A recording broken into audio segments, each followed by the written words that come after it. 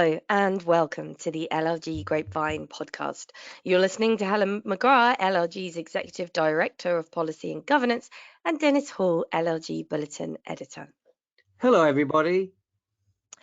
Now, last week saw the autumn statement, hotly debated migration numbers, and Business Secretary Kemi Badenoch giving evidence to the COVID inquiry, in which she said misinformation and a lack of trust made it harder to reach minority communities during the pandemic. So, Dennis, let's take a look at the highlights and lowlights from the LLG Bulletin and beyond. And welcome back, by the way. It's lovely to have you here with me once again, following a few weeks away. Well, thank you very much, Helen. Pleased to be back. Yes, well, the last few weeks have seen a number of key events that might impact upon our sector generally. So let's rewind the clock a little. We've just had the autumn statement and that Rwanda case, which I cover in the bulletin, and we've had the King's speech and the Prime Minister's reshuffle within a week of each other. And I thought we should start by taking a look at the last two of these. Bills covering data protection, housing, licensing, and the economic activities of public bodies are among a raft of new legislation that was announced in the King's speech on the 7th of November. But what was there specifically for local government?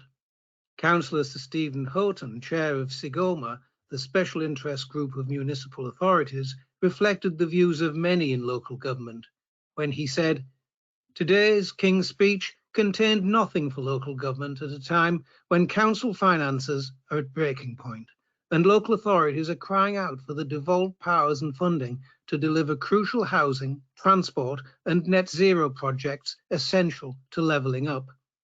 And he added, "We're witnessing a record number of local authorities facing Section 114 notices and putting vital services at risk in dozens of councils." And he added, "Our members were desperate for some answers and assurances in the government's announcements. It is now essential that the government use the upcoming autumn statement to stabilise council finances, a vital last opportunity to help support our members." But as we know, the autumn statement did not address these issues concerning fundamental reforms. It would be interesting to know what our members think about what a good King's speech would have looked like for our sector. Helen, perhaps something for us to discuss in the vlog. And now that PM reshuffle. Now, I know the appointment of Lord Cameron as Foreign Secretary and the sacking of Suella Braverman both captured all the big headlines. But what does this reshuffle actually do? And more importantly, what does it do for us? As with the King's speech, the answer seems to be very little indeed. Our sector emerges with Michael Gove still at the helm of Duluth, but with Lee Rowley now appointed as the 16th Housing Minister in 12 years, replacing Rachel McLean, who was sacked for no plain and obvious reasons. Newly appointed Local Government Minister Simon Hoare has been a parish, district and county councillor, so what can we derive from his appointment?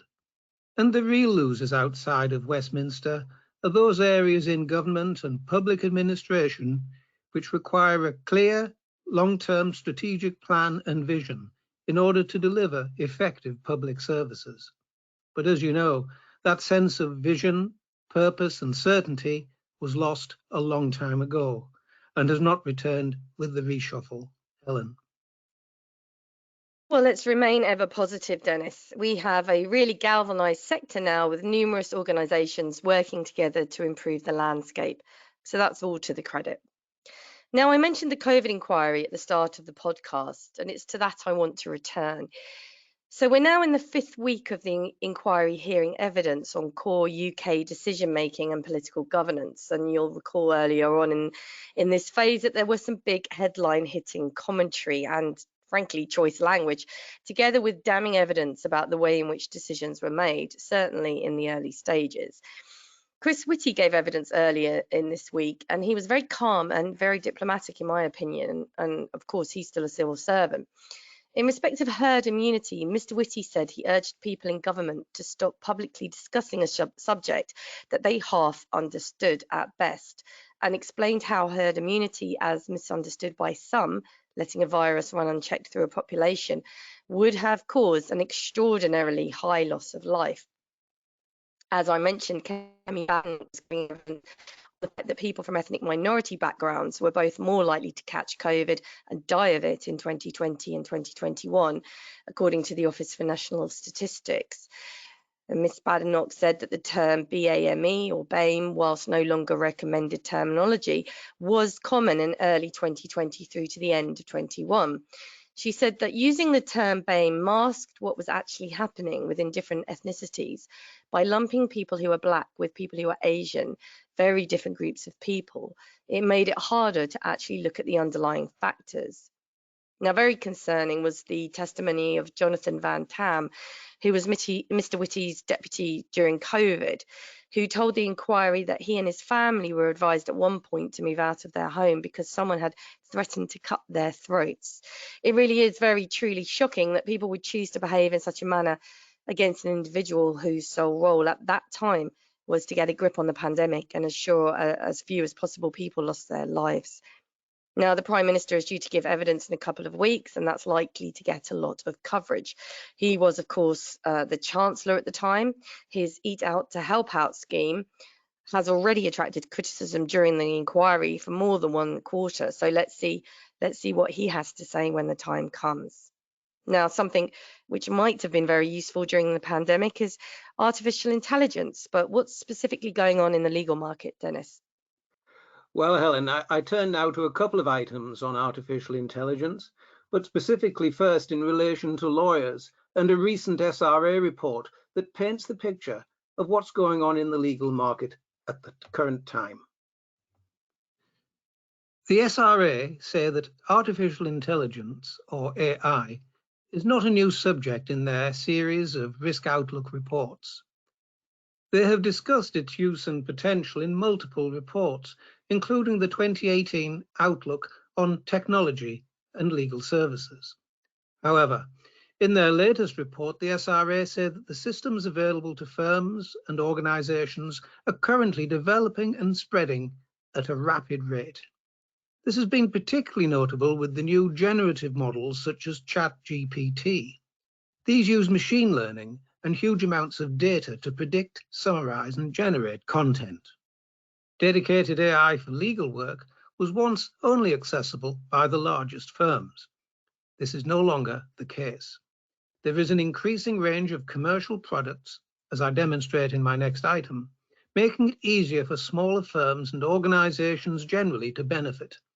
And several systems are available online for anyone to use at very low cost.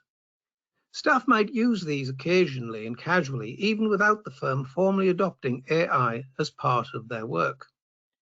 The message of the report is that the use of AI is rising rapidly in the legal sector.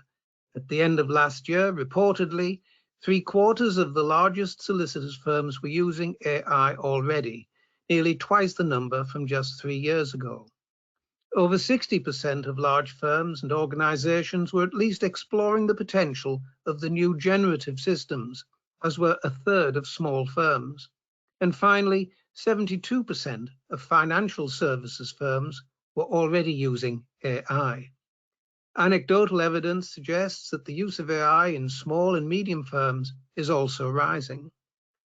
And this growth is predicted to increase annual global gross domestic products by 7% across the next 10 years, as well as driving radical innovation. Legal services is likely to be one of the most affected sectors.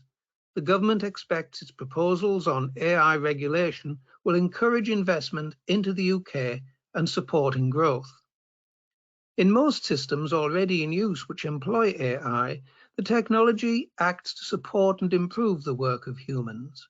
And where firms are using such tech, there are signs that increasing familiarity is not only helping them to use it effectively, but it is also overcoming any concern that the use of AI could in some way replace humans.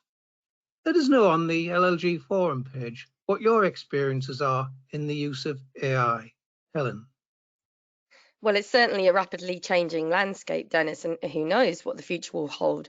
And it seems AI is a current theme as the Lord Chancellor and Senior Judiciary launched a shared vision for the future of the civil and family courts and tribunal system last week. Within it, the Lord Chancellor states that, quote, "We want to make it easier for people experiencing legal problems to access high quality information and support at the right time and in the right way. This will allow them to understand their options and to take the right steps to prevent their problems from escalating. We will use advances in technology to support delivery of this, including exploring safe and appropriate uses of AI." Now, to achieve this, the Online Procedural Committee has been established to provide governance and develop data standards for the system. And it's envisaged that this will embed standards with the third and private sector organisations who deliver information support and dispute resolution services. It's described as a broad and ambitious vision for the future of civil, family and tribunals justice, designed to be delivered by working together with stakeholders across the system. The government want to ensure that the justice system supports people from the earliest point they begin to experience a legal problem. The ambition is to provide people with the right information and support to understand all their options and empower them to resolve their problem in a way that meets their needs and is proportionate to the matter in dispute, with the assurance that a judicial determination will always be available where necessary. Lofty ambitions, let's hope they come to fruition. Now, sticking with AI, Dennis, we've gone a bit tech on the podcast, but you've considered its use in contracts, haven't you? Indeed, I have, Helen. I think our podcast reflects that AI is in the news everywhere at the current time. But here's a question. What sort of things specifically can it do? Might it remove some of the tedious things that lawyers do? Here's an item that sheds light on this, and commercial lawyers in particular should listen very carefully to this item. Lawyers are tired. They're bored a lot of the time. Not my words, but the words of IT expert Jaeger Glucina. She says, having something to do the thankless work for you and get you into a position where you can focus on strategy earlier, that's the key. Glucina is the managing director of Luminance, a UK company that specialises in artificial intelligence for legal professionals. She says, legal professionals are obviously very highly trained people, but the reality is they're spending a huge portion of their time reviewing contracts. Now, Luminance is preparing to launch a fully automated contract negotiation tool called Luminance Autopilot. The company plans to start beta testing with selected customers in the next month, with a wider rollout in the next year. Take a look at the BBC News article for the detail as to how the new software actually works in practice. But in essence, the process follows an iterative contractual dance where two versions of the software try to improve the contract terms for their owners, given that the software knows in each case what each party seeks to achieve, whether it's an NDA, a limitation of liability clause, or a damages clause. The result? You end up with a mutually agreed contract that's been entirely negotiated by AI. Of course, it remains the case as now that a legal advisor for each party is at hand to review the final outcome before signature. And the entire process has taken just a few minutes. Law Society President Nick Emerson agrees that lawyers will still be needed. At present, and probably in the distant future, AI will be unable to fully replace the function of legal expertise provided by legally qualified professionals, he said. He went on, this is because clients have different needs and vulnerabilities, which a machine cannot yet master. And human judgment is needed to ensure that automated decisions do not result in potential false positives. There is also an art in negotiation and ultimately in bargaining, he says, and AI is unlikely to master any of that. And he concludes, with any technological innovation, what it means to be a lawyer is likely to evolve, as will the type of jobs and the skills required. Helen. Thought-provoking, Dennis. Now, leaving AI behind, I want to take a look at the housing sector and a little walkthrough of what's been happening over the last week. So, according to The Guardian, councils have said that the number of unoccupied homes in England has risen by nearly 60,000 since 2018 to more than 1 million properties. Now, this comes off the back of a news piece that empty properties fallen into dilapidation on Bishop's Avenue in London, which incidentally is an extremely expensive area. It's earned the nickname Billionaires Row. Could actually accommodate 300 affordable homes after architects drew up plans to regenerate the area.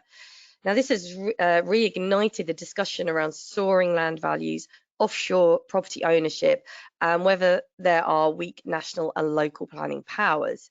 In other investigations around the safety of accommodation, there are almost 32,000 unlicensed large houses in multiple occupation, which are believed to contain at least 159,340 tenants, with data showing that accommodation which contains more than 5 unrelated people sharing bathrooms and kitchens has increased by 46% in the past 10 years in England.